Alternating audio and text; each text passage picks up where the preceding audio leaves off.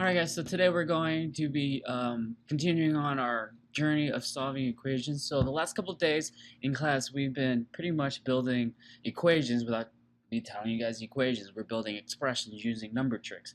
Just remember that expressions have operators, a variable, and a number. Today we're going to focus on equations. Well, equations just have the same thing as an expression, but this time it has an equal sign and then a constant on the other end. So on the screen you'll see various items.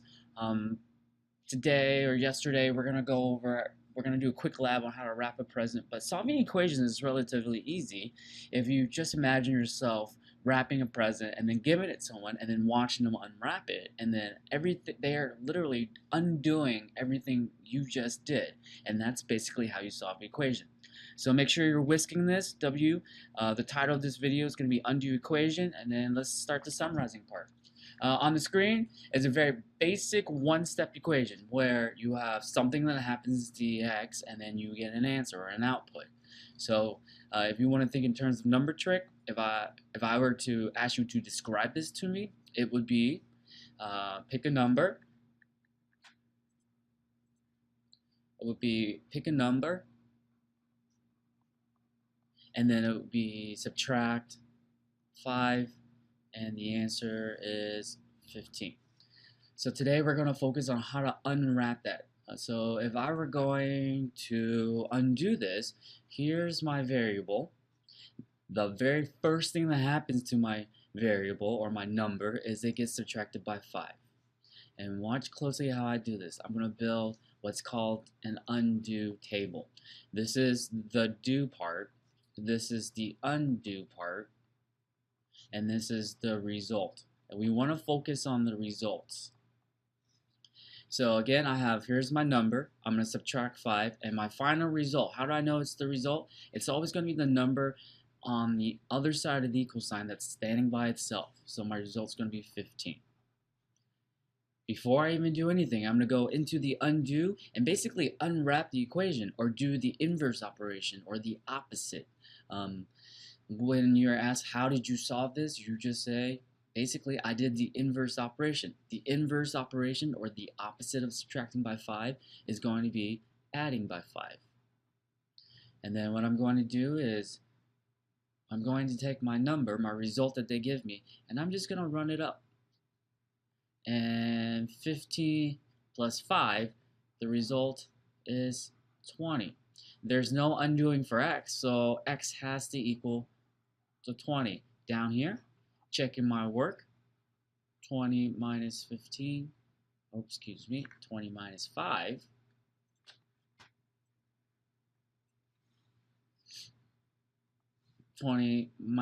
5, does equal 15. Very relatively easy problem. Just want to get you ease into how to do the do, undo results. I've had students in the past that called it the DIR table, but really it's just whatever you want to call it. It's basically undoing the equation. So let's step up a notch and let's do a different problem.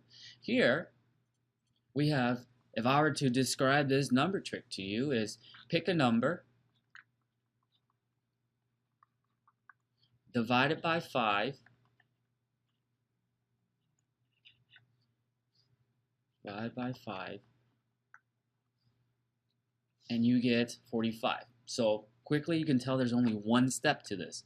So if I were going to build a do undo table, here's my do, here's my undo, and here's my results. You charge my board. Anyways, so here's my number. The first thing that happens to it is it gets divided by 5. I'm just going to go ahead and write the mathematical symbol for divide. There's nothing else that happens after that. My result, what they give me, is 45. Again, 45 is sitting by itself on the other side of the equal sign. And then before I do anything, I'm going to go in and fill out the undo column. So the opposite, or the inverse of dividing by 5, is going to be multiplying by 5. There is no inverse to W. So now I like to call it the zigzag. Later on when we do multi-step, here's 45.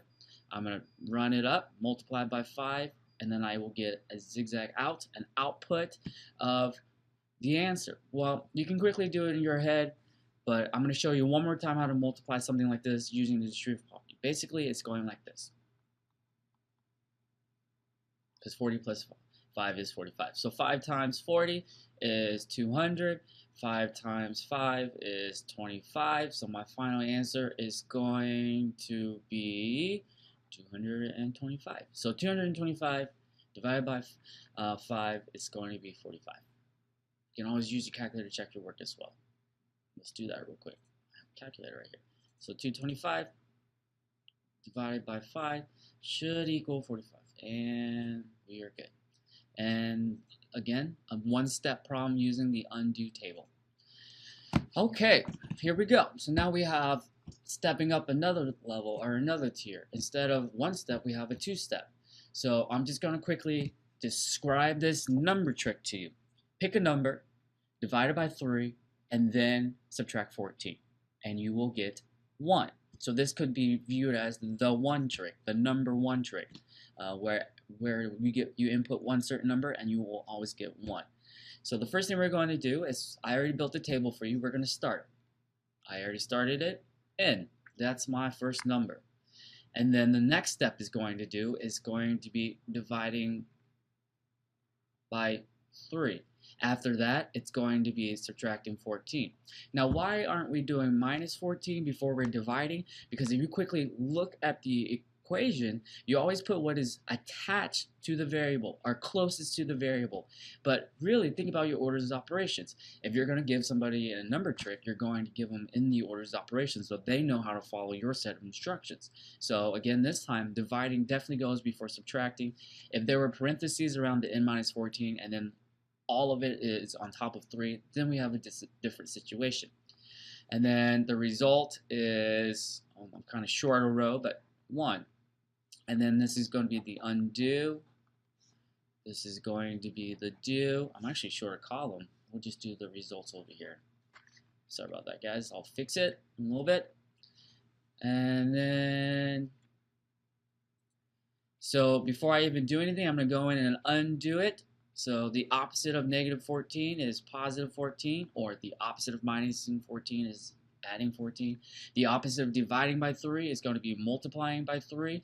There's nothing to do for n because there is my answer. This is the box I'm looking for. So if I take my answer or my result they gave me of 1 and I run it through, 1 plus 14, I get an output of 15.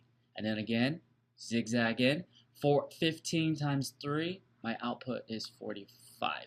So my answer should be 45. So to rewrite this, you would say n is equal to 45. And again, double check your work. You can put in n is equal to 45. Quickly use your calculator to check your work. I have 45 divided by 3 is equal to 15 minus 1 does equal 14. So we are good. So just unwrapping presents. Throughout the semester, throughout this year, you'll hear me say unwrap the equation or undo the equation. So all you need to do is describe the do, which is the number tricks we've been working on, and then we're just adding the undo, basically unwrapping what we just did. Okay, so now let's step it up a notch. Another notch, we have a multi-step equation. This time I already built a table for you. We can quickly fill out the description. I'm going ahead and, if I were you, I would pause the video. Definitely write this one down in your summary because you will encounter problems like this. And then I will move on, and then you can check your work afterwards, and then we can compare results in class or watch the video. So here we go. Pick x. So here's my x. Okay, it's right there. What is the first thing that happens to it? Well, it is going to be minus 3 because it's on top of the dividing by 4. After it's minus 4 or minus 3 or subtracting 3, the whole result is then divided by 4. Notice how this 7 is on the outside of the quantity of x minus 3. So if you really want, you can put parentheses around that like that, and you still get the same result. And next thing I'm going to do is I'm going to increase by 7. And I double check, make sure I have every number they gave me. I have x, I have negative 3, divided by 4, and positive 7. My result is going to be 42. The result is always what you get after you do some operation to it. And then from here, just like we did earlier, we're going to take the result they give me and we're going to just input, output, and make a little zigzag. So 42 plus 7, whoops, I skipped a step, didn't I? Before we do the zigzag, we need to go in there, we need to go in there and undo each of the operators. So minus 7 multiplied by 4 plus 3. Quickly look on the screen. The opposite of plus 7 or increasing by 7 is going to be subtracting 7. The opposite of dividing by 4 is going to be multiplying by 4. The opposite of negative 3 is increasing by positive 3. And now we can go zigzag. So 42 minus 7 is going to be 35. 35 times 4, well, I know that 4 times 30 is 120, and then 4 times 5 is 20, so that's going to be 140. And then 140 plus 3 is going to give me 143. My result, x, my secret number that I'm looking for, should be 143. Again, using a calculator, check your work. We have 143 minus 3 divided by 4 plus 7 does equal 42. So we just found that x is equal to 143, and we just did a 3-step equation. Okay, this one is one of the toughest one that we'll probably encounter this year. Later on, we'll see variables on both sides. But really, if you look at this, this is just a combination of everything we've done in the last 2 weeks. We have very different, we have similar terms right here, but it's being blocked by parentheses with a number outside of it. So I hope right now in your mind, you're like, oh, all I gotta do is use the distributive property. So for example, I'm just gonna go ahead and do the distributive property and multiplication and just rewrite the problem before I even start solving it. So I'm going to do it over here. So I get 8 is equal to negative 5a plus, well, I know that first thing I'm going to do is box each term with the symbol to the left so that I don't lose my positives and negatives. I have a positive 2 times a negative 2a, so that's going to be a negative 4a. A positive 2 times a positive 1 is going to be a positive 2. Again, if you're confused on what I just did, go back and rewatch the distributive property video and then jump back in, which is totally fine.